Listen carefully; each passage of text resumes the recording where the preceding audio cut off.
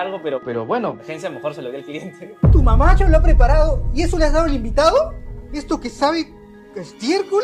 ¿Y esto qué es? Es tocos, ¿Es tocos? ¿Tocos? sí, mazamorra de tocos. Ahorita debe estar disfrutándolo.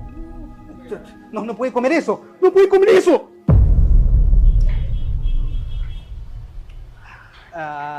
Caballero, ¿qué tal? Aún no ha probado el postre, ¿cierto?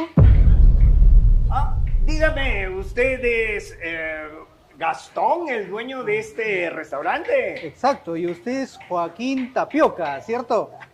El que gusta y degusta. Caramba, bueno, es un honor para el restaurante tenerlo aquí con nosotros. Yo lo sigo por redes sociales, es uno de mis ídolos, la verdad, y bueno, espero que la degustación de la comida haya sido óptima. Pero por supuesto, permítame estrechar su mano. Gracias por estar aquí. Más bien, hay unos